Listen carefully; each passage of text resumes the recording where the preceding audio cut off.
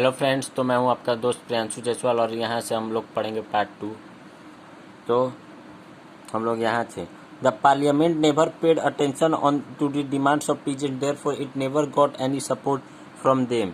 तो जो पार्लियामेंट था वो कभी उस पर अटेंशन नहीं दिया पीजेंट्स की डिमांड पर, इसीलिए वो किसी से सपोर्ट नहीं हुआ। Finally the assembly was force to disband with the help of truth. जो लास्ट में जो असेंबली था वो डिसबैंड करना चाहता था ट्रूथ्स के हेल्प से। Though everyone was fighting for liberalism and the right to vote, the issue of extending political right to women was still controversial. Women had participated actively in various revolutionary struggles. तो सारे लोग fight कर रहे थे liberalism के लिए, और जो राइट टू वोट था और इशू था एक्सटेंडिंग पॉलिटिकल राइट का वुमेन के लिए, वो भी कंट्रोवर्शियल था। और जो वुमेन थे, women had participated activity in various revolutionary struggle, और जो वुमेन थी वो भी पार्टिसिपेट करती बहुत सारे रिवोल्यूशनरी स्ट्रगल्स में। They had also formed their political associations, founded newspaper and had participated in political meeting and demonstration।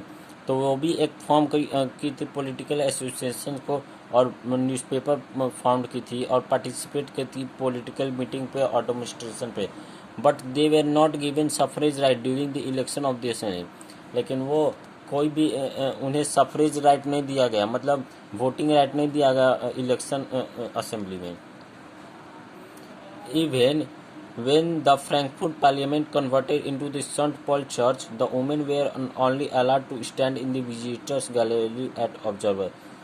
तो जब फ्रैंकफर्ट पार्लियामेंट कन्वर्ट हुआ था सेंट पॉल में, तो वुमेन को सिर्फ अलाउड किया था कि वो विजिटर्स मतलब खड़ी रहें गैलरी में और उन्हें देखते रहें। In 1848, thought that the conservative forces were able to succeed in suppressing liberal movements, they realized that such revolution can only be handled by granting some concessions to the liberal nationalist revolution।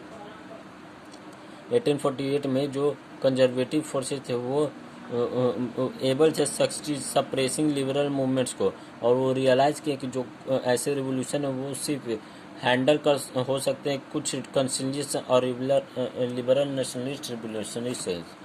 So after 1848, the monarchs tried to introduce some measures which were already introduced in Western Europe before 1850।